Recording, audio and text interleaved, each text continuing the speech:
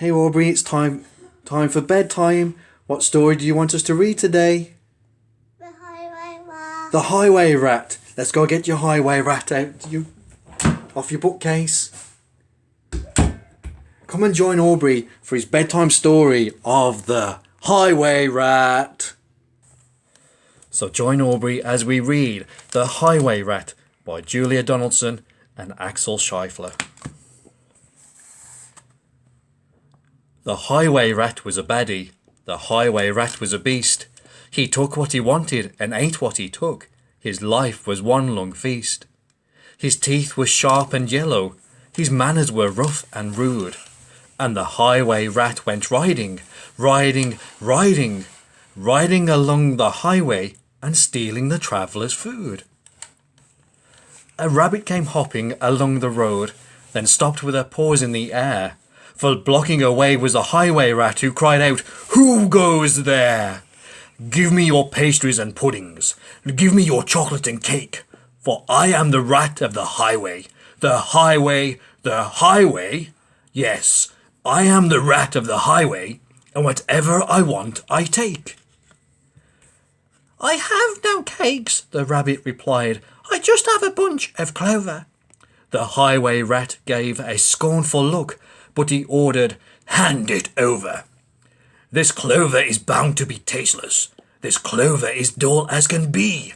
But I am the rat of the highway, and this clover belongs to me."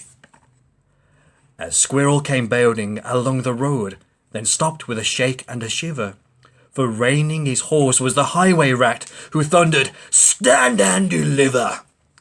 Give me your buns and your biscuits. Give me your chocolate eclairs. For I am the rat of the highway, the highway, the highway. Yes, I am the rat of the highway, and the rat thief never shares." "I have no buns," the squirrel replied. "I just have a sack of nuts." The robber snatched the snack and snarled, "I'll have no ifs or buts. These nuts are probably rotten. These nuts are hard as can be. But I am the rat of the highway, and these nuts belong to me." Some ants came crawling along the road, then stopped with a somersault. For baring his teeth was the Highway Rat, who bellowed a deafening, "Halt! Give me your sweets and your lollies. Give me your toffees and chews. For I am the rat of the highway, the highway. Yes, I am the rat of the highway, and nobody dares to refuse." We just have barley. "We have no sweets," the ants replied. "We just have this nice green leaf." "Oh no you don't, not any more," declared the highway thief. "This leaf is nasty and bitter. This leaf is as thin as can be. But I am the rat of the highway, and this leaf belongs to me." With never a please or a thank you, the rat carried on this way. Flies from a spider, milk from a cat. He once stole his own horse's hay. The creatures who travelled the highway grew thinner and thinner and thinner, while the Highway Rat grew horribly fat from eating up everyone's dinner. A duck came waddling down the road, then stopped with a, "How do you do?" "I see you have nothing," the rat complained. "In that case, I'll have to eat you. I doubt if you're terribly juicy. Most likely you're tough as can be. But I am the rat of the highway, the highway, the highway. Yes, I am the rat of the highway, and I fancy a duck for tea." "Hang on," quacked the duck, for I have a sister with goodies you might prefer. I know that she'd love to meet you, and I'm certain that you'd like her. For in her cave, her deep dark cave, right at the top of the hill, are biscuits and buns aplenty, and there you may eat your fill." "Lead on," cried the rat, and they took to the road, which seemed it would never end. Onwards they rode, and upwards, bend after bend after bend. At last they came to a lonely cave, and the duck began to quack. She quacked, "Good evening, sister, sister, sister." And, "Sister, sister, sister," a voice from the cave came back. "Do you have cakes and chocolates?" the highway robber cried. And chocolates, chocolates, chocolates, the voice from the cave replied. I'm coming to take them, the rat thief yelled. His greedy eyes grew round.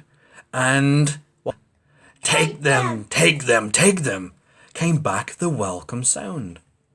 The highway rat leapt off his horse, into the cave he strode. He fell down the holes and the beast helped him. Really? Yeah. The duck took hold of the horse's reins and galloped down the road. Faster and ever faster, following all the bends, the plucky young duck went riding, riding, riding, galloping down the highway back to her hungry friends. Then they shared out the food from the saddlebags and feasted all night long. Bright were the flames of the bonfire, loud was the music and song.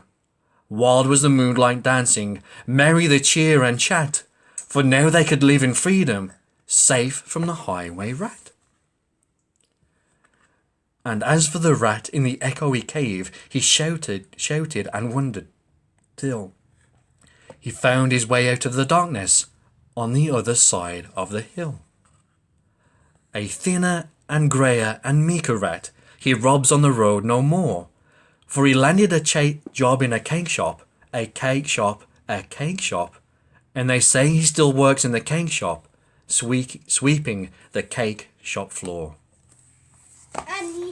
That was The Highway Rat by Julia Donaldson and Axel Scheifler. And he's gone to sleep. Join us again, children, for another Aubrey's bedtime stories. Good night.